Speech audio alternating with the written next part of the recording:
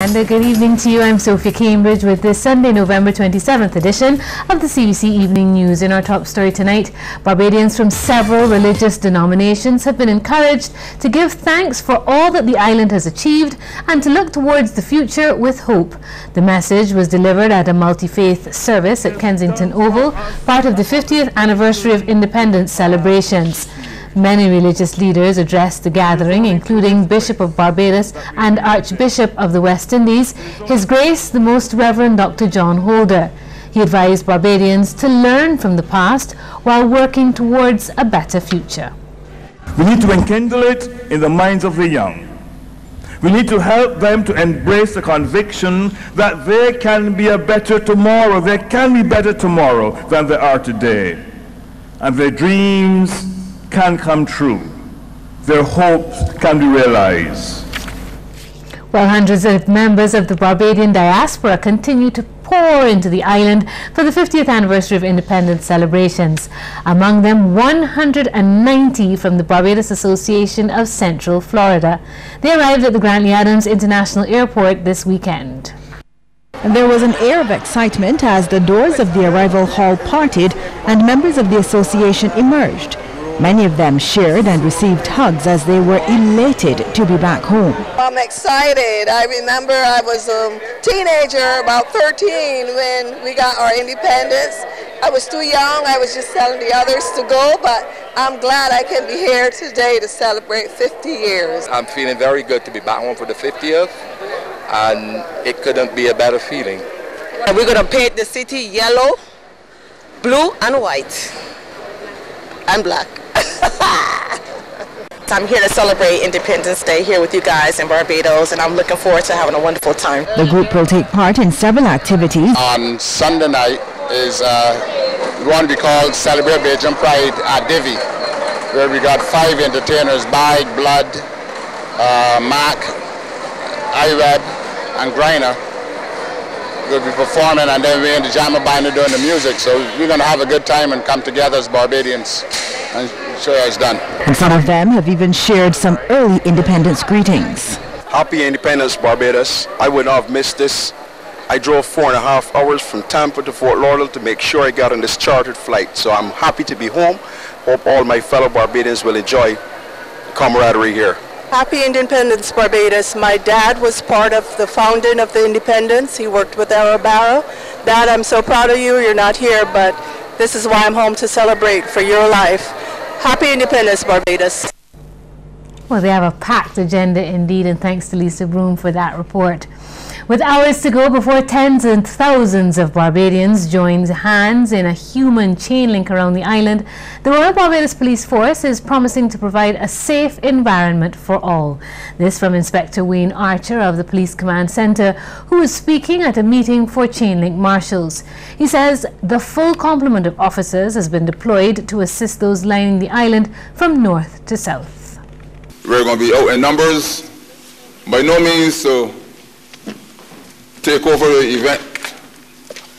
We want to perhaps ensure that you can do whatever it is that you want to do with a measure of safety. So we're going to be out early, we're going to be out in numbers, and hopefully the numbers that we put out would ensure that every child, every adult returns to the home safely. Well, we move to very sad news now. Barbados has lost one of its renowned educators. He's former principal of the Garrison Secondary School, Matthew Farley. Mr. Farley, whose career spanned decades, was recognized and awarded back in January this year with the Barbados National Service Star for his outstanding contribution to the development of education. He joined the teaching service in 1973 and retired in August 2014. Mr. Farley served as principal of the St. Mary's Primary School from 1996 to 2003 before he was appointed principal of the then Garrison Secondary, now renamed Graydon Seeley Secondary School, in 2003.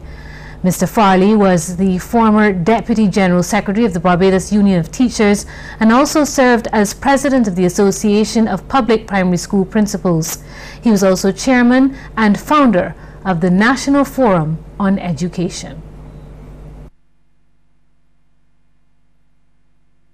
Sandals, sandals, sandals galore. Megville gives you ladies sandals for this week only. Monday to Saturday, any pair of sandals for only $25. So go to Megville on Tudor Street, High Street and Palmetto Street for any pair of sandals for only $25. This week only, Monday to Saturday. The National Flag of Barbados. The national flag of Barbados was designed by Mr. Grantley Prescott. It consists of 3 vertical panels. The 2 outer panels are ultramarine and the center panel is gold. The broken trident stands in the center and represents the mythical sea god Neptune. This symbol appears in the seal of the colony, which was replaced by the Barbados coat of arms. The shaft of the trident is broken, indicating Barbados' break with its historical and constitutional ties as a former colony.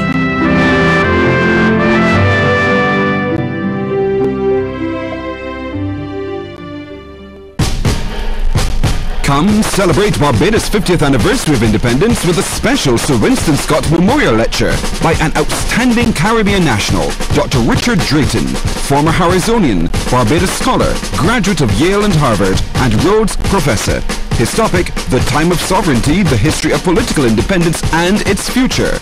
We'll also announce the winner of the 50th anniversary essay competition sponsored by the bank and Kate Shepherd.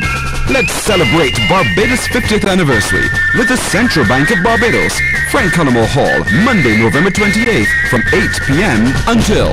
God bless them on Independence Day, Independence. This week on Rejoice and Sing, it's our special Independence episode. We will be blessed with the ministry of Paula Hines, Gazi, Misha Woods, Sun shall not smite thee by day. Keisha Rollins, the Garden Quartet. We get up close and personal with Bishop Jerry Seal. Who is going to step up to begin to frame the next 50 years? We shine the spotlight on Deborah Ramden.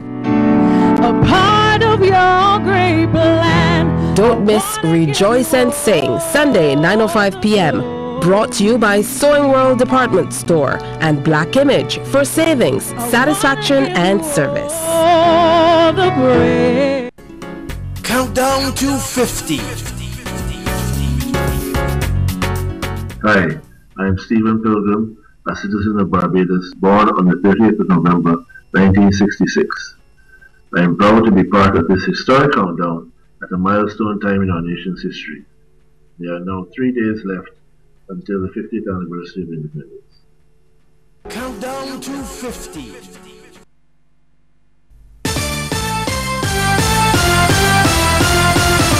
Well, the Rock Christian School has won the St. Michael Battle of the West Primary School Quiz Competition. The competition is organised by the St. Michael Northwest Development Foundation. Minister of Finance and MP for the area, Chris Sinclair, says it's been a resounding success over the 4 years it's been held. The quiz tests general knowledge of things Barbadian, like locations, sayings and facts. Mr. Sinclair says initiatives such as this one contribute to the personal and educational development of the youth of Barbados. As young students coming up, it is important to know about your country, know about the civics of your country, know about its geography, its history, and importantly as well, its culture. Because you can't know who you are if you don't know what you're coming from, and of course, together working with others where you're going. Well, Prime Minister Frundell Short was on hand to present first place winners the Rock Christian School with stationery and a cheque for $1,500. Participating students also received an island safari land and sea tour. In second place was the Trinity Academy, with third and fourth place going to St. Stephen's Primary and Deacon's Primary, respectively. Further afield now, even in death, former Cuban leader Fidel Castro remains a polarizing figure on the international stage. He's been accused by some leaders of being a dictator and perpetrating human rights violations on his own people. Others remember him as a liberator and champion of the poor. Fidel Castro died on Friday at the age of 90, and in Cuba, flags are being flown at half-mast as the country observes 9 days of mourning. Here in Barbados, people asked to share their thoughts about the Cuban leader remember him very favorably. I consider Castro to be an icon and a freedom fighter. And he did not only fight for the freedom of his country, but he assisted the black people in Africa when they were fighting against apartheid. On top of that, he was able to assist Africa again in helping them to get proper doctors when a lot of people were shying away from assisting them because of the Ebola virus. I commend Fidel Castro for standing up to American imperialism. I figure Castro was an alright leader because he had done a lot for the Caribbean, giving people the eye surgery and you know me, instead of giving you a little money if you go there to come back home. So it was a pretty alright leader to me. He was a great ruler and he ruled good, he ruled the country good because he didn't want nobody to rule the country. He do it how he want to do it. So Castro was a good man.